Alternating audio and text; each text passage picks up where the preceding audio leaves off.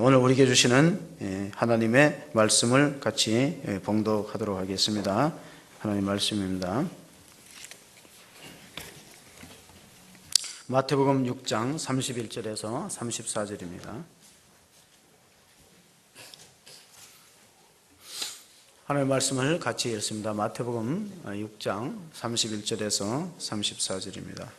함께 읽습니다. 시작. 그러므로 염려하여 이르기를 무엇을 먹을까 무엇을 마실까 무엇을 입을까 하지 말라. 이는 다 이방인들이 구하는 것이라. 너희 하늘 아버지께서 이 모든 것이 너희에게 있어야 할 줄을 아시느니라. 그런즉 너희는 먼저 그의 나라와 그의 의를 구하라. 그리하면 이 모든 것을 너희에게 더하시리라.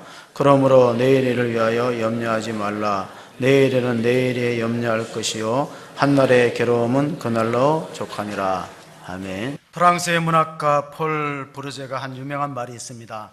생각하는 대로 살지 않으면 사는 대로 생각하게 될 것이다. 우리는 결국 생각을 바로 하지 못하면 결국 끌려다니는 삶을 살 수밖에 없는 존재입니다.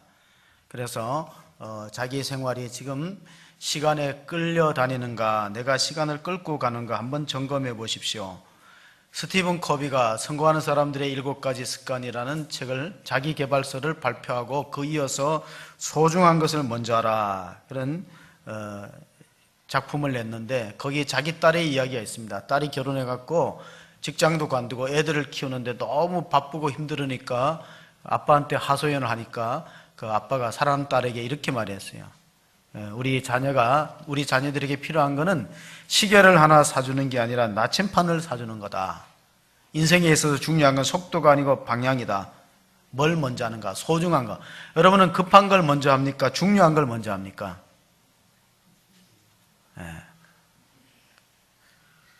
급한 걸 먼저 하시는 분이 오늘 여기 안 보이시는 분들이야. 여기 오는 건 중요한 거예요.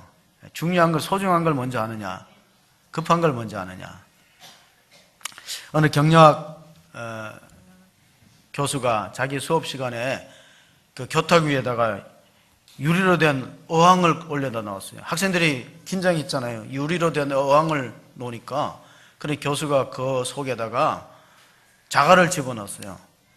그리고 학생들이 물어봤습니다. 여러분 자갈이 입구까지 찼는데 더 들어갈 게 없지요? 그랬더니 학생들이 못 들어갑니다. 들어갈 게 없습니다. 그랬더니 거기다 공깃돌, 준비했던 공깃돌, 자갈보다는 작은 공깃돌을 집어서 슬슬 흔들으니까 틈바구니 안에 들어가요. 이 공깃돌을 채우고 나서 다시 질문합니다. 학생들, 이제는 꽉 찼죠? 그랬더니 두 종류예요. 더 들어갈 게 있다는 학생들하고 다 찼던 학생들. 교수가 빙그레 웃으면서 모래 주머니를 열어갖고 모래를 솔솔 뿌리니까 들어갑니까? 안 들어갑니까? 들어가요. 모래를 뿌리면 들어갑니다. 이제는 정말로 다 찼죠. 그러니까 학생들이 이제는 더 들어갈 게 없다 그랬어요.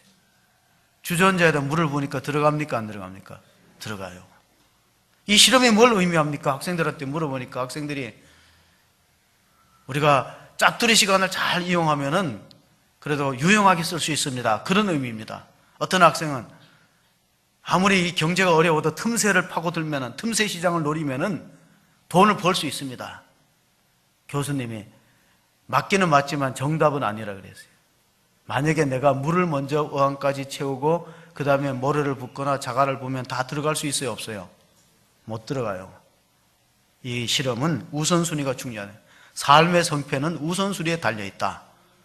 인간이 당하는 모든 불행과 어려움은 가만히 보면 우선순위를 왜곡한 데서 원인이 생기는 경우가 너무나 많습니다. 예수님 오늘 본문의 중요한 말씀이었습니다. 우리가 잘 아는 말씀입니다. 마태복음 6장 33절 다 같이 보겠습니다. 같이 읽습니다. 시작. 그런즉 너희는 먼저 그의 나라와 그의 의를 구하라. 그리하면 이 모든 것을 너에게 더하시리라. 우리가 의식주 때문에 고민하고 경제적으로 염려할 때 주님 주신 말씀이요. 뭐냐면은 우리가 참 힘들고 어려운 건 뭔가 지금 거꾸로 하고 있다. 잘못하고 있다는 거예요. 그래서 하나님 나라는 우리가 지난 시간에 예수님의 메시지의 중심이라고 들었어요. 근데 나라와 그 의는 뭐냐? 우리 집사람이 오늘 어저께인가 주보를 딱 보더니 설교가 너무 제목이 어렵다 그래요. 하나님의 나라와 하나님의 나라의 의. 어려운 거 아니에요. 정의. 정의라는 거 있잖아요. 정의. 정의라는 거, 하나님 나라와 정의를 추구하라 그랬어요. 근데 정의라는 것만큼 정의를 내리기가 어려운 게 없어. 예를 하나 들어볼까요? 안중근 의사가 이토 히로부미를 저기에서 죽인 거는 우리나라로 보면 정의예요. 일본에 보면 뭐예요? 일본에 보면 불의예요. 그래서 사형받고 여순 감옥에서 사형을 언도받았어요. 자, 이 정의를 정의한다는 게 결코 쉽지 않다. 파스칼도 그런 말했어요. 이 나라의 정의가 다른 나라에 가면 불의가 될 수 있다. 정의에 대해서 저스티스 마이클 샌들 교수가 하버드 대학교 역사상에 가장 많은 수강생을 모았어요. 책으로도 나왔어요. 인문학 서적이 10,000권 팔리면 베스트셀러인데 60만 권 팔려요. 우리나라 번역돼서 정의란 무엇인가? 서점에 가면 있습니다. 두꺼워서 좀 읽기가 겁이 나는데 거기 이런 내용이 나와요. 그 정의는 무엇이냐에 보면은 중동전에 투입됐던 미군이 신체적으로는 문제가 없는데 과연 이 보훈제도를 통해서 훈장이나 제향 군인으로 인정해 줄 수 있는가? 어떤 사람이냐면은 전쟁터에 나와서 팔다리를 이런 외적으로 상해를 입은 사람은 제향 군인으로 분류하기 참 좋은데 외상 후 스트레스가 있다는 거예요. 이 전쟁터에서 막 그 폭격이 터지고 이런 걸 막 경험하고 제대하고 나서는 밤에 잠을 못 이루고 막 귀에 고막이 터지는 폭격 소리 그런 게 나오는 이런 사람들은 외상 후 스트레스인데 이런 사람들을 과연 그 제향 군인, 상위 군인으로 분류해서 훈장이나 국가에서 뭔가 혜택을 줄 수 있느냐 없느냐 이게 이렇게 정의에 관한 문제 예를 든다면은 이 정의라는 걸 정의하는 게 결코 쉽지 않은 거예요. 그래서 마이클 샌들 교수는 이 피해자 입장에서 참전 용사 입장에서는 우리도 마땅히 신체적으로는 훼손을 안 당해서 상해를 안 입어도 마음의 상처와 고통이 있고 외상 후 스트레스가 있으면 우리도 상위 군인 취급을 해야 된다. 국가에서는 이 외상으로 드러나지 않는 소위 말하면 우리가 정신적으로 또는 내면적으로 상처가 있는 것은 구분하기 어렵다. 그걸 어떻게 정의를 내릴 수 있느냐. 그래서 안 도와주는 거예요. 혜택을 줄 수 없다. 그게 정의에 관한 문제입니다. 오래전에 제가 본 영화 가운데 라이언 일병 구하기라는 영화 있어요. 2차 세계대전 막바지 1944년도 6월 6일 노르만디 상륙작전이 첫 장면이에요. 뭐 엄청난 전투씬, 여러분 실감나는 그 전투씬에 한 가정의 자녀들이 4명이 전쟁터에 나갔어요. 그러니까 아들이 4형제인데 4형제가 다 전쟁터에 나갔어요. 차례로 다 죽었어. 누구만 남았어요? 라이언만 남았어요. 그래서 라이언 일병 구하기죠. 영화도 안 보시고 오직 성경만 보시는 분. 그런 영화는 보셔야 돼요. 다 죽고 한 명만 남으니까 전사 통보를 할 때마다 국가에서 미안하잖아요. 당신 아들이 죽었습니다. 전사 통지서를 엄마한테 갖다 주는데 3명 죽었어. 그러니까 국가에서 막내 라이언 일병은 구하라고 특명이 내렸어요. 밀러라는 대위가 이 사람 학벌이 좋고 고등학교 선생하는 사람이 이제 대장이 맡고 분대장 맡고 사람들을 분대원을 조직해갖고 라이언 일병을 찾아갖고 집에 돌려보내라. 무조건. 왜냐하면 엄마가 아들 3 죽었는데 하나 남았다. 그럼 우리가 그 어머니의 슬픔을 덜어주기 위해서 구하라는데 가다가 2명 전사합니다. 그러니까 부대원들 안에서 투덜거리죠. 1명 구하느라고 우리가 다 죽어야 되는가? 이 정의가 뭐냐? 1명 구하느라고 우리 다 죽었잖아. 근데 밀러는 자기가 맡은 역할을 다 감당해서 이제 라이언 일병을 찾았어요. 근데 라이언 일병이 집에 가자니까 안 간다고 버팁니다. 왜? 내 전우들이 여기서 죽어가는데 내 혼자 살겠다고 어떻게 집에 가느냐? 애국심이 투철해요. 그래서 강제로 막 끌고 가서 이제 라이언 일병은 살았어요. 영화의 마지막에 보면 라이언 일병은 살았어요. 다 죽고 살았습니다. 이거는 예수님의 죽으심과 반대예요. 예수님은 자신이 죽으심으로 다 살리는데, 근데 이게 정의가 뭐냐? 오스카 콜만이라는 신학자가 하나님의 나라에 대해서 이렇게 정의해요. 하나님 나라는 이미 시작했으나 아직 완성된 건 아니다. 언제 시작됐는가? 예수님이 초림하실 때 시작이 됐어요. 예수님의 첫 번째 메시지가 하나님 나라가 가까웠고 때가 가까웠고 하나님 나라가 임박했으니 회개하고 복음을 믿으라 그랬어요. 하나님의 나라가 시작됐거든요. 그런데 하나님 나라가 완성된 건 아니에요. 이걸 우리가 어떻게 해석하냐면은 1944년도 6월 6일 노르만디 상륙작전에 의해서 독일은 이마 패망했어요. 졌어요. 그날을 결전의 날이라고 불러요. 디시전 데이라고 불러요. 그러나 실제로 독일이 항복한 거는 그 이듬해 45년도에 이제 히틀러가 죽고 독일이 망했어요. 그날을 빅토리 데이라고 불러요. 그럼 교회사적으로 보면은 예수님이 초림했을 때를 디데이라고 부르는 거예요. 이때 하나님 나라가 왔는 거예요. 그럼 아직 완성은 안 됐죠.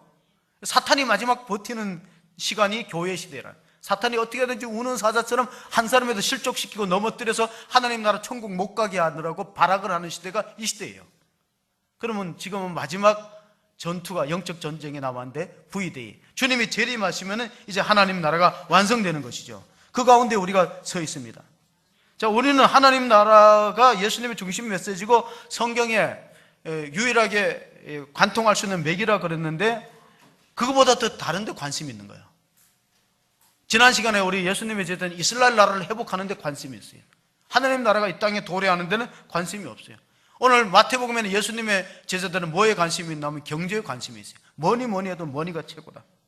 그렇잖아요. 경제다.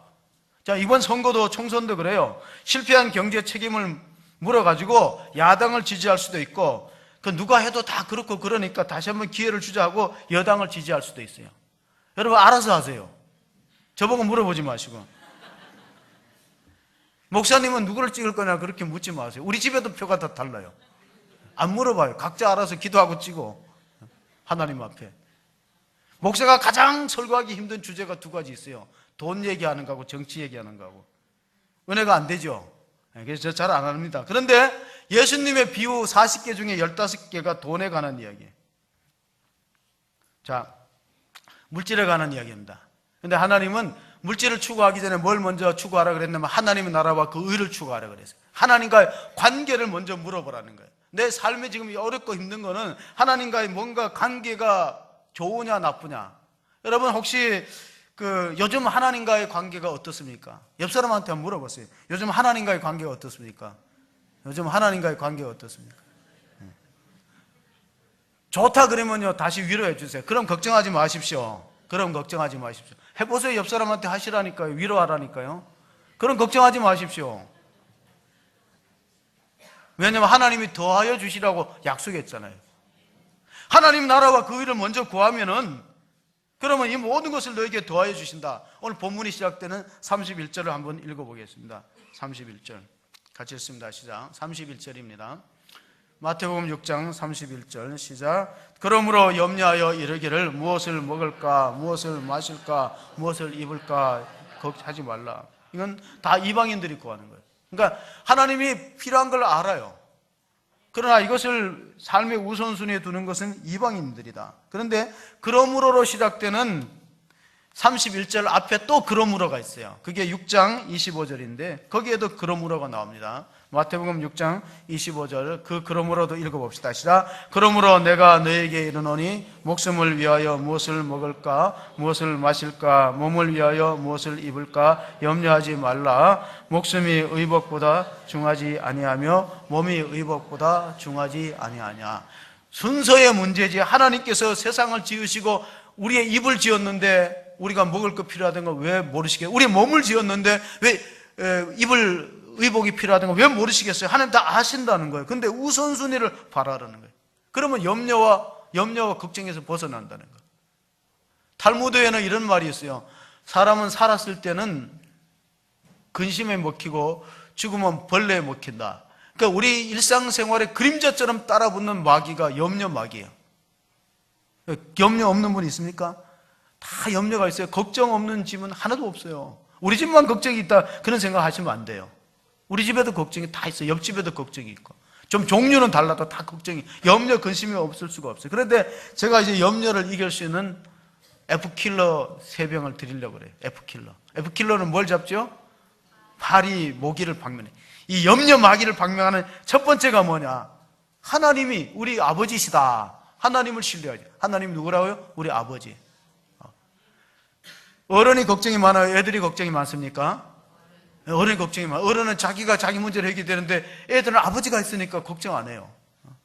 아버지가 아무리 힘들어도 달라는 거 다 달라 그러잖아요. 그러니까 하나님을 신뢰하는 거예요. 아버지. 첫 번째 F는 파더, 아버지. 두 번째 F는 뭐냐? 두 번째 F킬러는 마귀를 박멸하는 F킬러는 페이스, 믿음이에요. 믿음. 믿음과 염려는 반비례한다 그랬어요. 믿음이 적은 자들아, 예수님 계속 이렇게 말씀하시잖아요. 너가 돈이 적은 게 아니라 믿음이 적은 거야. 믿음이 적으니까 걱정이 많은 거지. 믿음이 적은 자들아가 왜 염려하느냐? 믿음이에요. 세 번. 두 번째가, 그러면 F킬러, 마지막 세 번째 F킬러는 퍼스트. 뭘 먼저 할 거냐? 우선순위가 잘못돼. 우선순위. 왜 우리가 극적인 걱정의 포로가 되고 노예가 되냐면요, 우선순위가 잘못돼요. 삶의 우선순위. 뭘 먼저 하라고요? 하나님의 나라와 그 의를 먼저 구하라. 하나님 나라와 그 의를 먼저 구하라니까 좀 막연한 것 같죠. 하나님의 뜻대로 사는 걸 삶의 우선순위에 두고 있느냐, 그걸 물어보는 거예요. 이 염려, 근심의 영어는 월이에요. 월이. 우리가 어릴 때 개를 키우면요, 되게 이름이 두 종류, 해피와 월이었어. 해피하고 개 부르면 또는 월이. 월이라는 뜻은 물어뜯다는 뜻이에요. 물어뜯다. 근심, 걱정은 우리의 마음과 몸을 물어뜯어서 스트레스를 주고 힘들게 하기 때문에 벗어나야 돼요. 염려, 근심은 이겨야 돼요. 그게 뭐냐? 세 가지 F라 그랬죠. 하나님 아버지가 계시는 사람은 걱정을 덜 해요.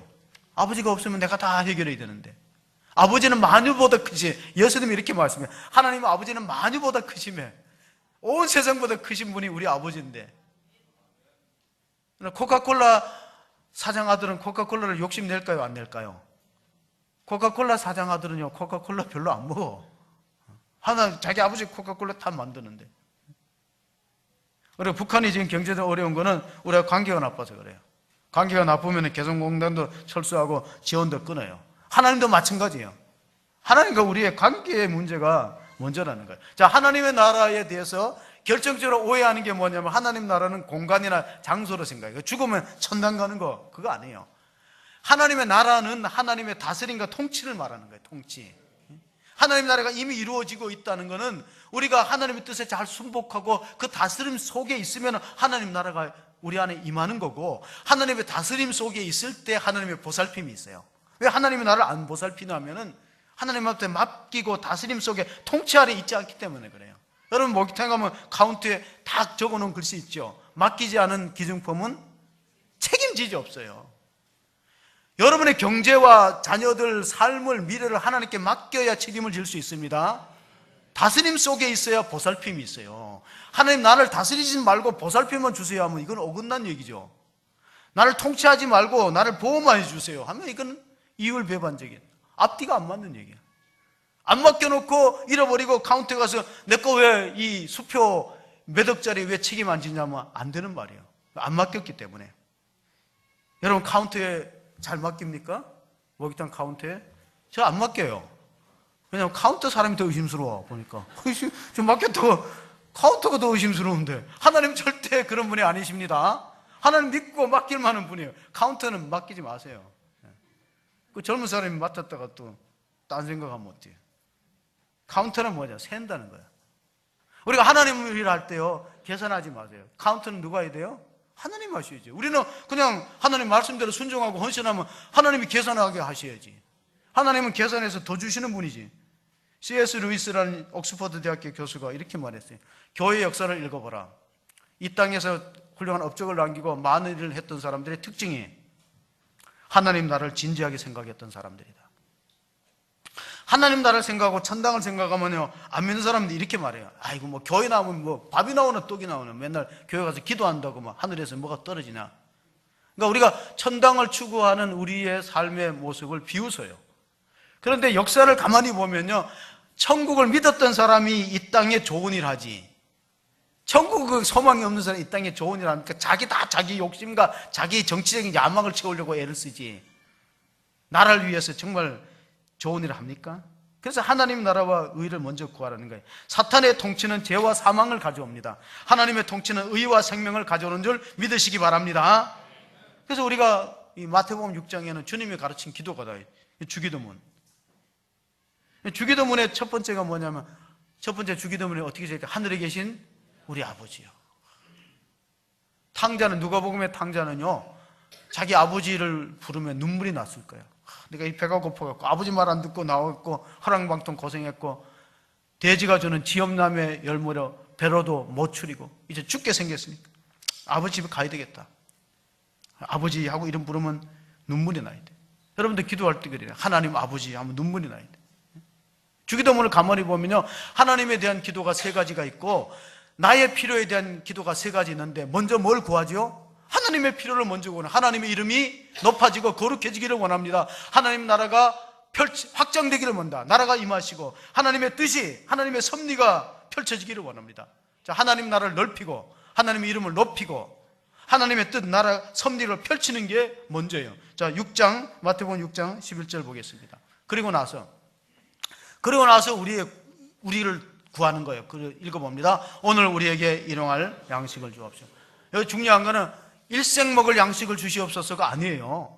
일용할 양식이요. 출애굽기 16장 4절 읽어보겠습니다. 출애굽기 16장 4절 같이 읽습니다. 그때 여호와께서 모세에게 이르시되, 보라, 내가 너희를 위하여 하늘에서 양식을 비같이 내리리니 백성이 나가서 일용할 것을 날마다 거둘 것이라. 이같이 하여 그들이 내 율법을 준행하나 아니하나 내가 시험하리라. 날마다 나가면 일용할 양식을 주는데 안식일 전날은 갑절을 내리겠다 그랬어요. 그러면 안식일 전날 갑절 내리면 안식일 날 나가야 돼요, 안 나가야 돼요? 안식일 일해야 돼요, 안 해야 돼요? 왜 약해집니까, 이렇게? 안식일 날 나가면 허탕친다니까요. 그 시험해보는 거예요. 왜? 하나님 나라와 그 의를 구하면은 더하여 갑절로 준다는데 왜 자꾸 의심하고 욕심 때문에 주의를 안 지키는 거예요. 의심하고 욕심 때문에. 정말 그렇게 될까? 내가 기도한들 하늘에서 양식이 비같이 내려, 하나님이 아주 보라는 듯이 기도한다고 하늘에서 양식이 내렸냐, 보라는 듯이 만나를 내려주시면서 이스라엘 민족을 먹였기 때문에, 하나님은 어떤 분이냐면 우리 욕심은 못 채워줘도 필요는 채워주시는 분 믿으시기 바랍니다. 우리 필요한 걸 때마다 공급하고 채우세요. 하나님 나라는 어떤 것이냐? 사도 바울이 하나님 나라를 이렇게 정의했어요. 우리가 하나님 나라의 중요한 건 먹고 마시는 게 아니에요. 로마서 14장 17절에 보면은 같이 보십니다. 하나님의 나라는 먹는 것과 마시는 것이 아니요 오직 성령 안에서 의와 평강과 희락이다. 아마 영어 성경을 안 찾아봤는데 justice, peace, joy 그렇게 됐을 거예요. justice가 정의, 평화, 정의야, 의로움과 의와 평강과 희락. 성령의 9가지 열매가 사랑과 희락과 화평이야. 화평, peace, 사랑, 그리고 희락, 기쁨. 여기 거의 비슷하게 들어있어요. 근데 사랑과 정의는 하나님의 속성 가운데 조금 상반되는 것 같지만은 어떻게 보면은 그 안에 두 가지가 다 들어있습니다. 옛날에 어떤 왕이, 훌륭한 왕이 자기 나라를 다스리는데 너무 범죄가 극성부래요. 사람들이 남의 거를 약탈하고 죽이고 막 간음하고 이래갖고 어전회의를 했어요. 우리가 이 나라를 어떻게 다스려야 범죄가 줄어드냐 그랬더니 백성들이 엄격한 법을 만드셔야 됩니다. 예를 들어서 남의 걸 도둑질하면 발목을 자르고, 간음하면 눈을 빼고, 그리고 남을 때리면 손목을 잘라버려야 이 나라 기강이 섭니다. 그래서 왕이 그렇게 법령을 정했어요. 그런데 불행하게도 첫 번째 걸려들었는 대상이 자기 왕자가 궁녀를 간음하다가 걸려들었어요. 큰일 났거든. 이제 눈을 뽑아야 될 상황이 됐기 때문에 그 법을 낸 사람이 신하가 얼마나 미안하겠어요. 왕이시여, 그저 이번은 한번 용서해주고, 이번은 시험 삼아 용서해주고 다음부터 이 법을 시행하면 어떻겠습니까? 그랬더니 왕이, 야, 왕자라고 봐주고 백성이라고 벌 주면은 그 나라 기강이 서겠느냐? 왕자를 끌어내라. 그래갖고 끌어내갖고 이제 신하가 칼을 들고 눈을 파내려고 하니까 참 얼마나 긴장되겠어요. 그때 왕이 잠깐 멈추라 그러더니 신하를 불러갖고 내 인대로 와서 내가 아들을 잘못 키웠으니까 내 눈을 빼라 그랬어요. 왕자 눈 빼기도 힘드는데 왕의 눈을 어떻게 뺍니까? 안 빼고 못하고 칼을 땅에다 내리고 주저하니까 저놈이 내 눈을 안 빼면은 목을 차라 그랬어요. 다른 신하를 시켜서. 그 이사 안 뺄 수 없잖아요. 항공 무지로 소이다 하면서 칼로 눈을 그냥 이렇게 도려냈어요. 피가 막 흐르는데. 그리고 나서는 그 나라가 모든 범죄가 줄어들고 정말 살기 좋은 나라가 되었다. 물론 실제로 있었던 일인지는 몰라. 이게 하나님의 두 가지 면을 설명하는 거예요. 하나님은 사랑도 있고 정의도 있어요. 근데 정의만 주장하면 우리가 다 죽어야 되고, 사랑만 주장하면 그냥 없던 일로 하고, 그러면 굳이 예수님 십자가에 못 박히시지 않으셔도 돼요. 예수님 왜 십자가 죽으셔야 되냐면 하나님이 공의로운 분이니까 죄는 반드시 벌이 따라야 돼. 벌은 사망이죠. 죄의 삭은 뭐죠? 로마서 6장 23절에 죄의 삭은 사망이라고 그랬어요. 그럼 죽어야 돼요. 근데 만약에 율법대로 하면 우리가 다 죽어버리면 천국은 누가 들어갑니까? 그러니까 예수님이 대신 죽으셔서 우리를 사랑을 베푸시고 인자를 베풀어 다 용서해 줬어요. 그러면 십자가라는 건 뭐냐? 우리가 로마서 5장 8절 한번 읽어보겠습니다. 같이 읽습니다. 우리가 아직 죄인 되었을 때 그리스도께서 우리를 위하여 죽으심으로 하나님께서 우리에 대한 자기의 사랑을 확증하셨느니라. 이 이상의 더 사랑의 증거가 없다는 거예요. 왕은 왕자를 사랑했어요. 그러나 내가 잘못 키웠다. 내가 그 부모로서 잘못했으니까 내가 대신 벌을 받겠다. 옛날에 어느 무남 동료를 키우는 왕이 그 후계자가 없잖아요. 그러니까 아들이 있어야 후계자를 삼는데 딸밖에 없으니까 그래서 나라의 훌륭한 젊은이들을 뽑았어요. 내 딸하고 결혼하면 내가 왕위를 물려주겠다, 사위한테. 그러니까 얼마나 많은 지원자가 몰렸겠어요. 그래서 말타기, 활쏘기, 무예시험, 학술시험을 다 해갖고 최종적으로 20명을 선발했어요. 20명한테 열흘간 시간을 주면서 과제를 냈는데 하늘과 땅을 잇고 사람을 두루 연결할 수 있는 나무를 구해오면은 우리 사위로, 내 사위로 삼겠다 그랬어요. 하늘과 땅을 잇는 나무가 이게 어떤 나무예요? 그리고 사람과 사람 사이를 연결하는 나무가 어떤 나무겠어요? 그래서 많은 사람들이 산에 나무를 하러 갔어요. 젊은이들이. 임금의 마음에 드는 나무가 뭘까? 근데 한 사람은 아무래도 생각이 안 나니까 성전에 가서 기도를 했어요. 기도를 열심히 하나님 열흘 동안 기도하고 눈을 딱 뜨니까 눈에 뭐가 들어와요? 십자가 딱 들어와. 십자가가 저기 하늘과 땅을 연결하고 사람을 서로 연결하는 그런 모양으로 비춰지는 거야. 그리고 그걸 십자가를 떼가지고 메고 왕 앞에 갔으니까 왕이 마음에 흡족하면서 내가 바라는 정답이 바로 저거다. 그래서 그 나라의 왕위를 후계자가 되어서 왕위를 계승하고 나라를 정말 십자가의 정신을 가지고 잘 다스렸다 하는 실제적으로 있었던 일입니다. 자, 로마서 1장 17절에 사도 바울이 이렇게 말했습니다. 자, 복음에는 하나님의 의가 나타나서 믿음으로 믿음에 이르게 하나니 기록된 바 오직 의인은 믿음으로 말미암아 살리라 함과 같으니. 여기서 중요한 건 하나님의 의예요. 인간의 의가 아니고 인간의 의가 있고 하나님의 의가 있는데 혹시 우리가 잘못하면은 자기의 의를 고집하다가 결국 하나님의 의를 놓쳐버리고 하나님의 의를 무시하는 경우가 많이 있습니다. 사람이 살아가는 삶을 보면은요, 과거에는 우리가 농사를 지어 농경사회, 그 다음에 산업사회, 그 다음에 정보화사회, 지금은 하이테크 시대라고 불러요. 하이테크. 그러니까 이 농경사회는 땅이 중요해요. 그 다음에 산업사회는 어떻게 보면은 공장 근로자들, 그리고 정보화사회는 지식 근로자들. 그래서 이걸 어떤 서울대학교 교수가 이렇게 말했어요. 지본사회에서 땅을 중심으로 살아 경제가 운영됐던 지본사회에서 그 다음에 산업사회는 자본사회다. 자본이 중요했다. 그 다음에 현대는 내본사회다. 사람의 두뇌를 가지고 이걸 가지고 여러 사람을 경제적으로 윤택하게 할 수 있다. 그런 시대가 되었습니다. 그런데 이런 시대에 우리가 어떤 자세를 갖고 살아가야 되는가? 지도자들, 특별히 존 F 케네디가 이런 연설을 한 적이 있어요. 국가가 당신을 위해서 무엇을 해줄 것인가를 생각하기 전에 내가 국가를 위해서 무엇을 할 것인가? 그게 성숙한 시민의 자세라는 거예요. 오늘날의 모든 문제는요, 가정도 그렇고 교회도 그래요. 교회가 나에게 뭔 혜택을 주냐 이렇게 생각하는 사람은 시험이 많이 찾아와요. 내가 교회를 모여서 뭘 할 것이냐. 하나님 나라를 세우는 사람들을 우리가 영어로 말하면 킹덤 빌더라고 해요. 킹덤 빌더. 킹덤 뭐냐? 하나님 나라예요. 하나님 나라는 거 꼭 교회 안에 국한되는 내용은 아닙니다. 내가 정치를 하는 사람이거나 사업을 하는 사람이면 세상 속에서 하나님의 정의를 어떻게 하면 구현할 것이냐, 그러는 사람이 하나님 나라의 킹덤 빌더예요. 교회를 다녀도 똑같은 게 아니에요. 교회를 다니는 사람이 있고 교회를 다녀주는 사람이 있어요. 여러분은 아니겠죠. 근데 우리 여기 안 보이는 성도 가운데 교회를 다녀줘. 그래갖고 이제 가끔 좀 그동안 잘 안 보이신다 하고 이렇게 연락하고 이러면 이제 나오고 그런 사람 다녀주는 사람이 교회를 세우는 사람이 있어요. 교회를 세워. 그러니까 하나님이 원하시는 사람 킹덤 빌더, 교회를 세워가는 사람, 교회를. 1974년도 로잔 세계 복음화 대회에 있었어요. 그때 마이클 그린이라는 목사님이 여러분 하나님 나라 설교에 대해서 들어봤습니까? 했더니 그 로잔대에는 많은 그 교회 기독교 지도자들이 있는데 하나님 나라 설교를 많이 못 들어요. 하나님 나라.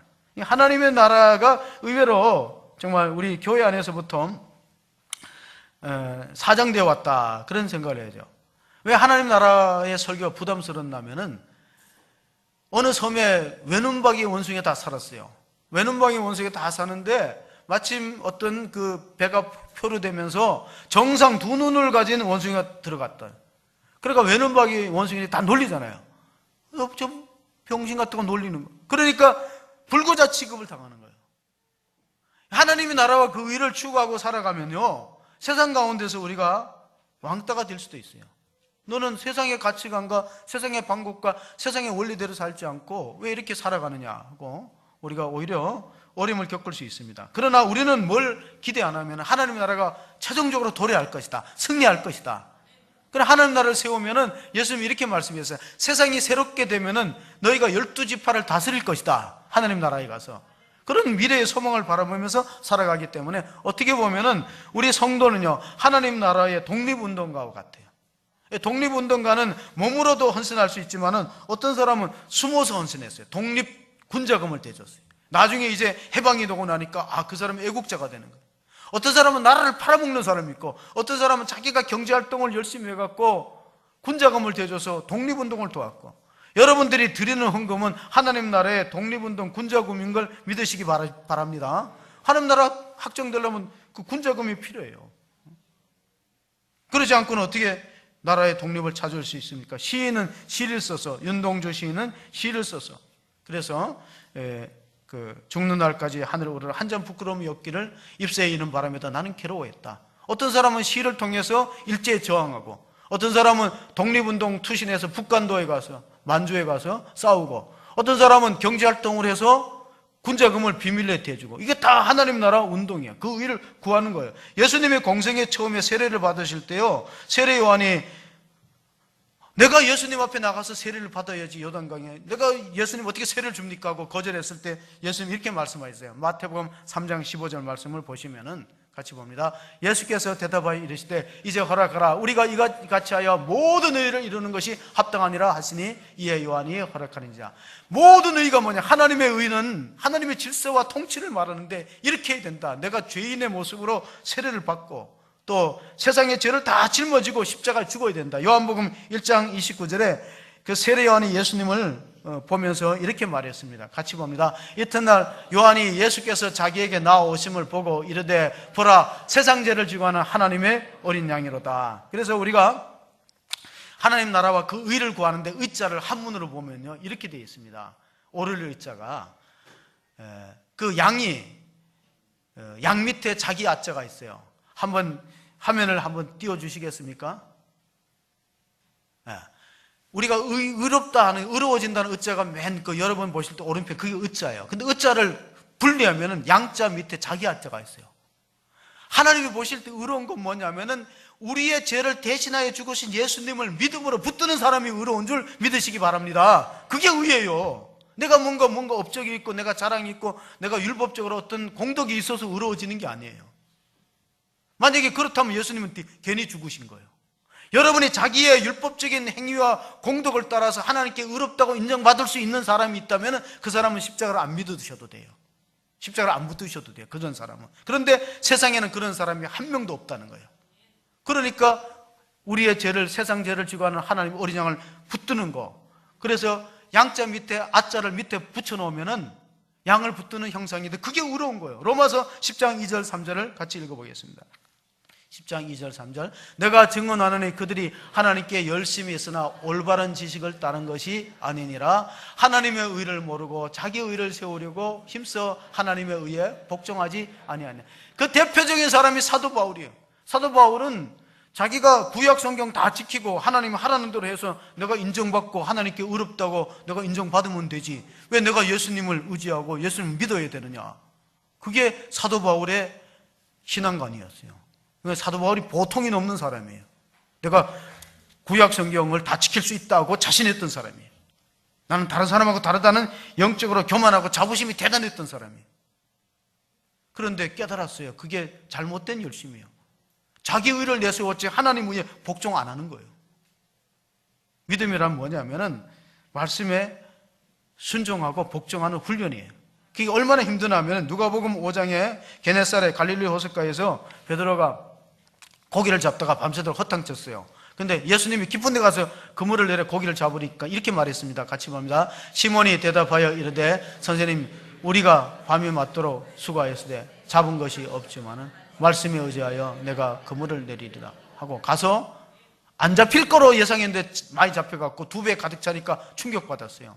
자기는 안 잡힐 거로 예상했어요. 왜냐면 예수님 목수고 자기는 어부인데.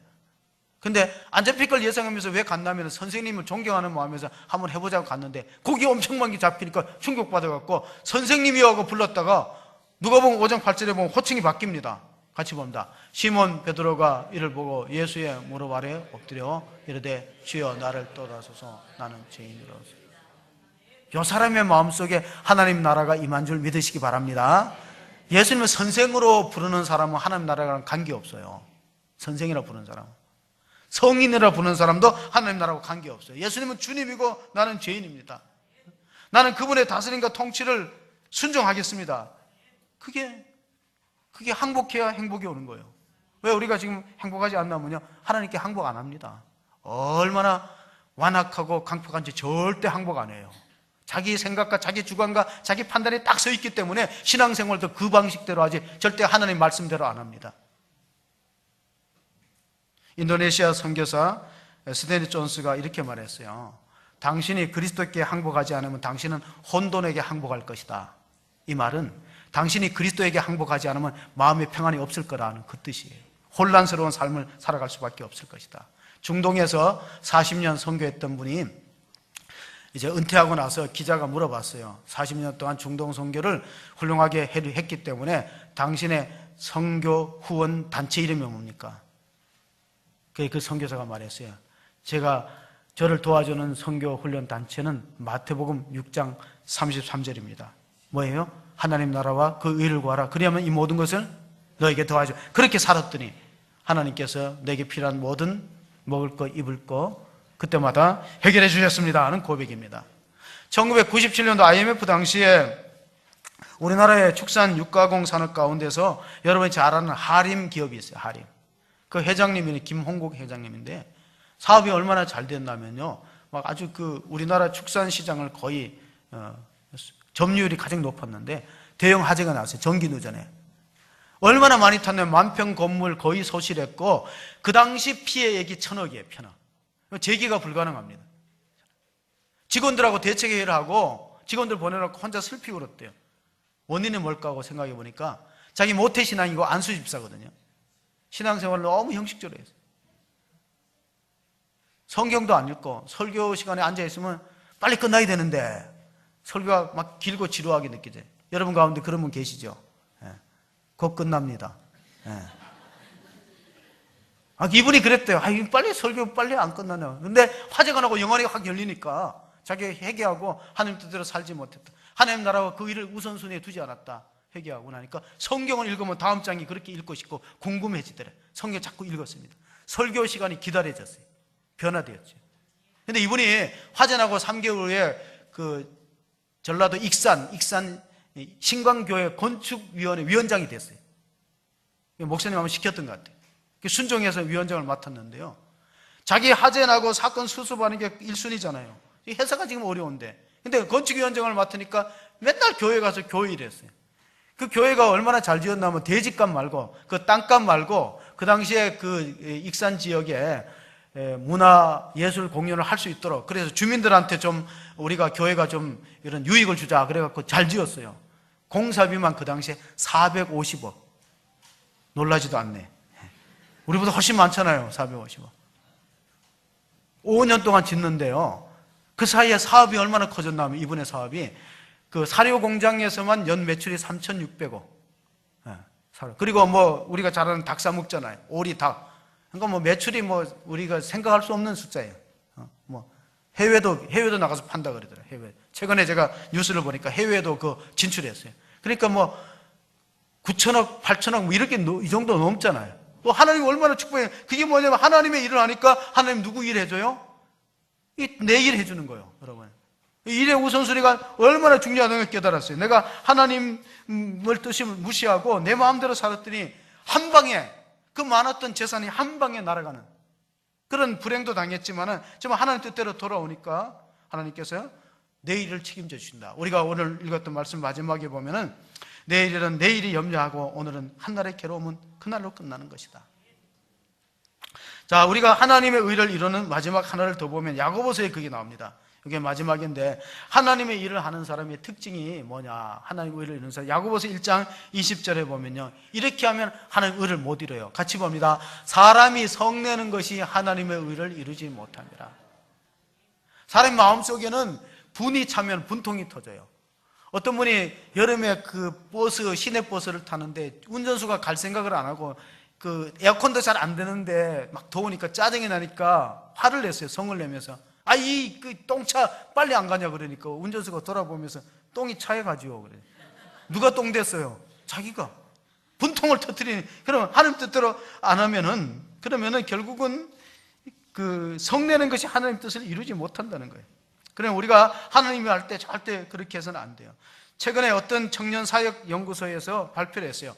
청년들이 가고 싶어하는 교회 1순위, 하나님 나라와 그 의를 추구하는 걸 목표로 운영되는 교회, 그런 교회를 가고 싶어 한다 그래요. 자, 보통 사람은 머니를 위해서 살아요. 돈이죠. 그보다 훌륭한 사람은 미닝을 위해서 살아요. 의미, 미닝. 그러나 진짜로 탁월한 사람은 미션을 위해서 살아요. 미션이 뭐죠? 사명. 우리 나 하나님 나라와 그 의를 추구하라고 하나님 부르신 하나님 나라의 백성인 걸 믿으시기 바랍니다. 그러면 하나님께서 하나님 뜻대로 사는 여러분들에게 이 모든 것을 더하는 축복과 은혜를 허락하실 것입니다. 그런 하나님이 더하시는 은총과 축복 속에 살아가는 성도가 다 되시기를 주의 이름으로 축원합니다.